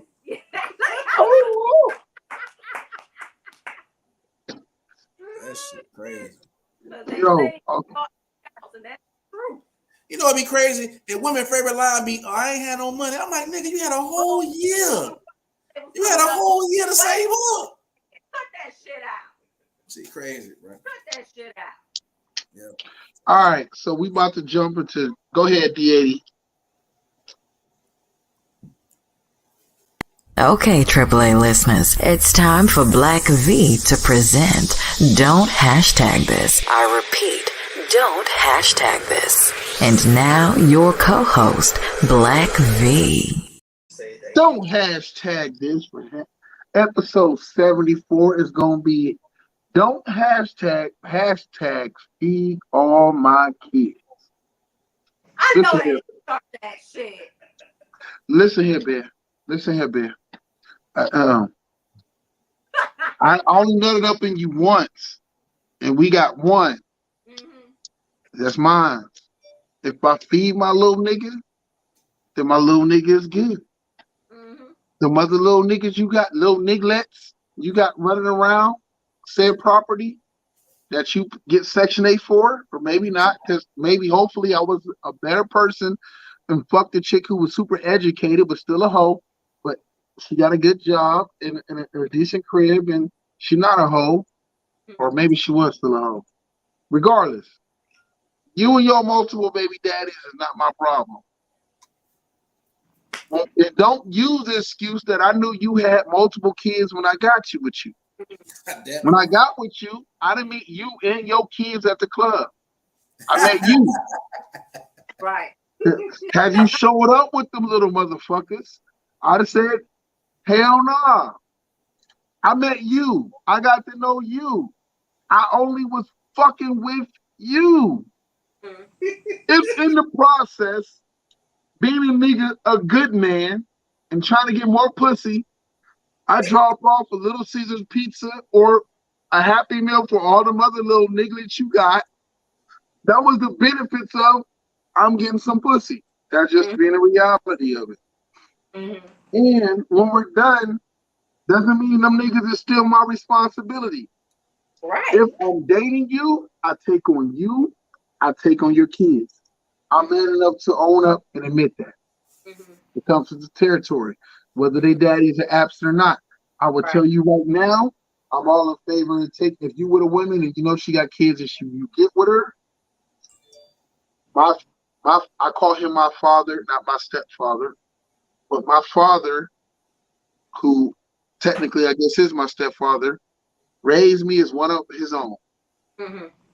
So I was raised. That's how I treat the stepkids I have today. When I'm on here, I try my best to refrain from calling them my stepkids because none of them are biologically mine, but they're mine. You raise them as your own. You don't treat none of them no fucking different. My stepdad, again, excuse me, my father never raised me to make me feel any different than D80. We got our ass whooped together. We got put on punishment together. We had to share shoes and clothes and everything else to fucking together. Mhm. We got raised as a family. We got raised as one unit. We even went through abuse, God rest his soul, from our uncle. I'm not going to say his name, but from our uncle. But we went through it together. The point I'm making is that, yes, real men will step up in those times, but they don't need to be exposed. Right. If you need help and you're struggling, or you need help and the other niggas is not stepping up, instead of exposing a good nigga, ask a good nigga for help. Hey, Right. hey, listen. Don't Hey, man, expose a good man. if you broke, just say that. You know Just what I'm say that. Ask a good man for help. Yo, like, it's so much shit. I promise you, my parents are so dope. My stepdad got me toys and left it for me in my fucking name of my real father. And I'm not calling my real father a deadbeat by no means.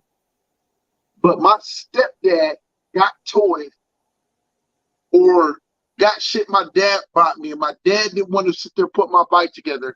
My stepdad and my mom went and got my bike on Christmas Eve, brought it back to the house, so I didn't feel left out. When my older brother, D80, got his 10-speed, I got my 10-speed, and my stepdad went and picked it up, put it together, and made sure I had it under the tree. Well, we had it for Christmas. Mm-hmm. I love that man with all my heart. If you ask me and my brother, is that man perfect? Fuck no. We didn't expect perfection. Right. But was he there when we needed him? Did he become a better father to us later on in life as he grew up from a young man having a child with my bro to coming into dating another woman who had a child and then having a child with that woman? Did he become better in his lifetime? Hell yeah. I appreciate him more. It's sad because he's the same father when I played Little League football, Northside Knights till I die. I broke down the field about to score a touchdown. You know who I've seen who came to more games than any of our other family members came to. My brother was on here, so he's my witness. If nobody else is there, it was our dad. Running down the sideline, I'm busting. It was a fucking against the Warren Browns. The niggas from Youngstown know what the fuck I'm talking about. Warren Browns, breaking down the sideline, running to score a touchdown. Guess who I see running down the fucking field, screaming my name, yelling loud as fuck, running with me yard for yard as I'm about to score a touchdown? My fucking father. Mm. Didn't miss no games. No knock on my dad because my dad lived in Columbus. He couldn't be at every game. I'm not going to knock another nigga to big another nigga up. But when, at a certain point in my life, when I needed a father figure, Oscar Jerome Kitchen was fucking there. Facts. When I needed it most, at that point in time in my life, he was there. I can't knock that man. Did he make mistakes between him and my mom? Cool, sure, whatever the fucking case. But when we needed a father, whether we agreed with his methods or not, that man was there. So anytime I see a man like that man who came and showed up all the fucking time with McDonald's for a son, even though it was just fucking McDonald's, but he showed the fuck up, I'm not knocking that nigga. Yeah, he could have perfected it. Yeah, there's things he can do better. Yeah, he could have brought food for the other kids. He could have. Was it responsible? Was it his obligation? No. Could he have? Would it made it better? Me and McGill both agreed upon it. Would it have made it better? Would it have been a dope thing to do? Yes, but bro, shit so fucked up outside.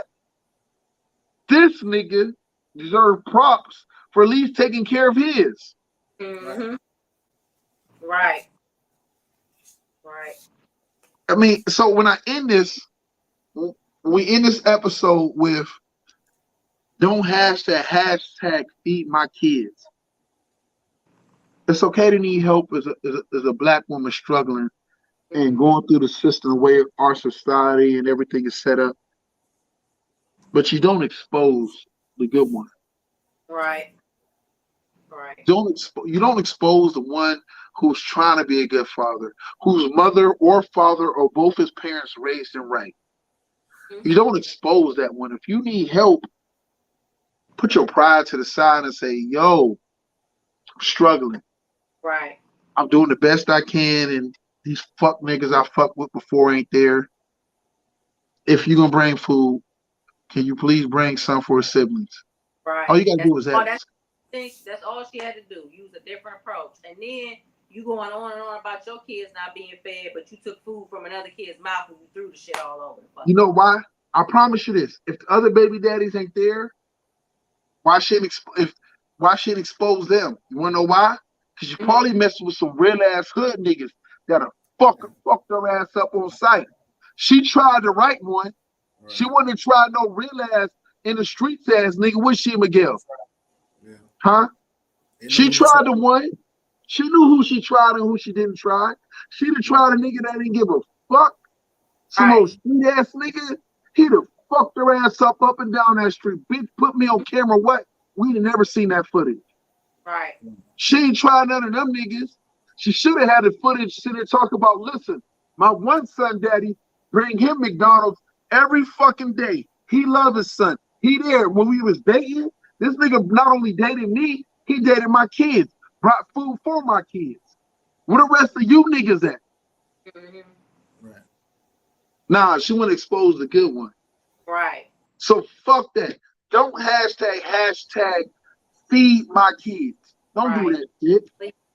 Please. Get on them other niggas. And if you don't got other niggas who was good niggas and you was young, whether your daddy wasn't there, because there's a lot of sorry ass daddies who not there, or whatever the case, and you come across a good man that will take care of his kids, don't expose them.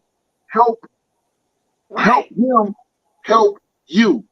Help me, help you. Right. So that's my don't hashtag for this episode. Before we go out, Tia, you got any shout outs, any closing remarks? I just want to give a shout out to my brother DJ, my mom and dad, my son Jesse, my friend Derek, and the whole Applebee's crew that I work with. They like my second family, my home away from home. So I just wanted to shout them out. Pastor Bendover, aka Mr. Bendover, aka Deep Dope Conversations, BKA Jet Fly Clothing. And just call that nigga the realest nigga from the yo. Whatever you want to call him, just don't call him broke. You know what I mean? But nah, though, further, I'm gonna be short. Hey, shout out to everybody who fuck with me. Hey, I fuck with you. You know what I'm saying? And that's just where I'm at with 8. And shout out to them haters too. Let them haters do their job. That's it. Yo, I want to give a shout out to Deep Dope Conversations. I want to give a shout out. It's a Hard Not Life podcast. I want to give a shout out to Pussy Talks podcast, Queens with Attitude podcast, Product of the 80s podcast. I swear to God, I know I'm forgetting somebody. I'll remember. I want to give a shout out to Pastor Bendover. Find him on TikTok. Find him on Facebook Live. I want to give a shout out to my co-host Tia, my bro, writer, producer, hustler, real man. I want to give a shout out to all the father figures in my life. So one of the most important people I want to shout out is not only Oscar Kitchen, but Darnell Wilson, and a man who raised me like his own and never once treated me any less and put me through abuse just with his own son. To my cousin, who was more like an uncle to me, Alan Driscoll, a.k.a. Disco Driscoll. He's an East Sider. Yeah, he's a Golden Bear. And fuck them Golden. Sorry, Miguel. But fuck them Golden Bears. I ran Tigers till I died, nigga. Tiger pride till I die. But I want to give a shout out to Alan Driscoll, a.k.a. 1001 Stroke Techniques, a.k.a. the man who taught me to be a snatch king. But also taught me to be a man and own up to your mistakes and your responsibility. This man was out there in the streets getting his snatch on, running through a whole bunch of them. But when it came to time to take care of your kids and be a man and step up, came to time to be a man about your kids and your family and step up, Disco Driscoll taught me a lot. So shout out to him. Shout out to my cousin Anthony Crenshaw. It's a AAA Productions. Brought to you by Truth Entertainment Films. I am Black D. That is Tia. That is Pastor Bendover, aka Man with the motherfucking plane. Shout out to Jetfly Clothing. I'm expecting some free shirts one of these years.